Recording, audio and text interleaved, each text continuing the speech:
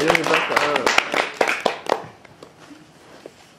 So, the people who I planned on giving my presentation to from the center aren't here, which is kind of awkward because they thought that I was going later, but I hope that you all enjoy it anyway.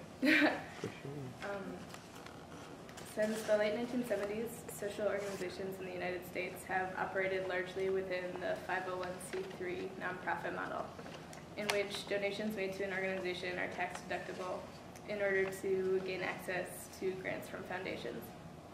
At this point, it's hard for a lot of people to consider structures for organizing outside of the nonprofit, which encourages social movements to model themselves after capitalist structures rather than challenging them.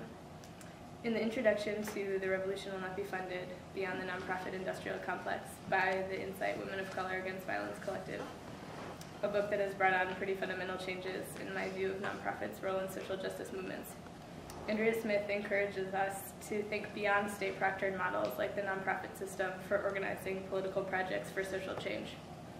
However, if we're not ready to conceive of abandoning nonprofit status altogether in favor of models that don't depend on corporations, wealthy individuals, foundations, and the government for funding, we need to find ways to do meaningful social change work from within the nonprofit model. I believe that social service nonprofits like the LGBT Center in Cleveland, where I've been volunteering this semester, have the potential to incorporate radical social change work into the scope of their organizations without drastically compromising their nonprofit status. It's important when working within the nonprofit model to understand the ways that dependency on funding works to constrain social movements. Through spending time with folks who work at the LGBT Center in Cleveland, it's clear that fundraising requires a huge amount of time, training, and energy, and the threat of losing funding is a huge weight that people need to contend with. Chasing the money required to operate within the nonprofit model often occupies more of people's time than doing the political work that brought them into the organization in the first place. The time and attention required to secure donations from wealthy people, corporations, and foundations often comes at the expense of the time and attention that would otherwise get devoted to programming and political action. Dependence on money from individual donors leads to disproportionate attention paid to the needs of the wealthiest segment of the community. Fundraising considerations affect an organization's decisions on what programs to create and how to conceptualize those projects. The political control of a nonprofit organization is in the hands of its board, but the board of most successful nonprofit organizations is made up of elite donors, whose interests often differ drastically from the majority of the people in the community that the organization intends to serve. The structure of funding also favors leadership of organizations by people who can raise money amongst white people with money, who are often white people with money. There's a big difference between a movement grounded in middle-class values and one focused on the problems caused by poverty. Most LGBT organizations get extremely passionate about workplace discrimination, but that presupposes that all LGBT people have jobs. There are far fewer LGBT organizations that prioritize raising the minimum wage, welfare reform, immigration, healthcare issues, and access to public housing.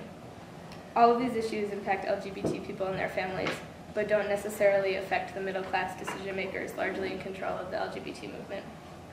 One of the main reasons that gay and lesbian political organizations have been unable to tap into larger numbers of supporters is the middle to upper middle-class orientation of their agendas, outreach, and representation.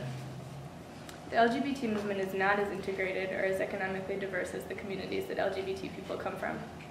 Gay and lesbian service organizations, like the LGBT Community Center in Cleveland, are the most accessible and therefore the most diverse of the LGBT political organizations, and don't typically charge fees for participation in programming.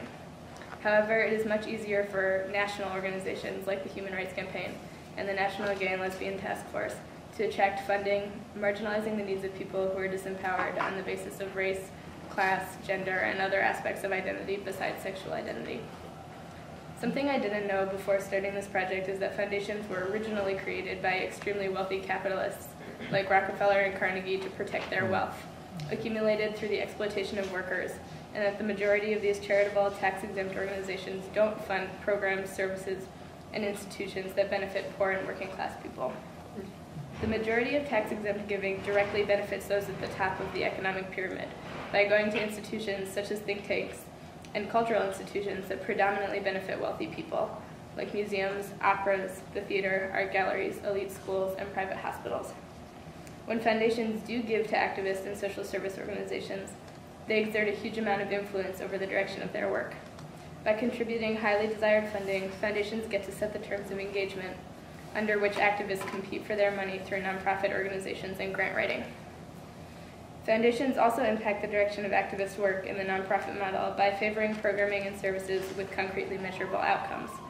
Not only do outcomes need to be presented as more concretely quantified than is logistically feasible for the type of person-by-person work done by social service nonprofits, but projects need to be framed as successful in order to retain the funding. There's no room to say, this wasn't exactly what we had in mind, let's try it a little bit differently and see if it's more effective. Grants also favor programming and services that are framed as responding to a single type of oppression. This prioritization of single-issue projects both ignores the realities of interlocking systems of oppression and undermines organizations' efforts to do coalitional work. For example, the LGBT Center in Cleveland has so far been unsuccessful in its attempts to fund programming for their Seniors Out and About program. Because all relevant grants focused on programming for senior citizens go to projects for heterosexual senior citizens or senior citizens without complicating identity aspects, and all grants focused on programming for LGBT people go to programming for people of all ages or youth. It makes sense that foundations act as capitalist regulators of activism and steer nonprofit organizations away from intersectional coalitional organizing. It is this type of organizing across identity lines that has the most potential to radically subvert existing structures of oppression in the United States.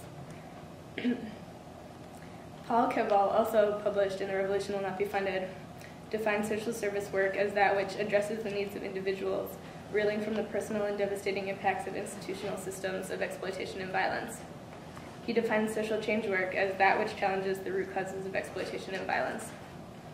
He explains that the problem is not with providing social services. Many radical groups, such as the Black Panthers, have provided social service tools for organizing. The problem comes when all of our time and energy is diverted towards social services to the detriment of long-term social change. He gives the example of the battered women's movement as a movement that organized itself into nonprofits to provide the services the government was no longer providing. As a direct result of foundation funding, the anti-violence movement focused less on grassroots organizing and more on professionalization and service delivery. Instead of seeing themselves as supporters for domestic violence survivors who could organize on their own behalf, anti-violence organizations came to view them as clients in need of services. This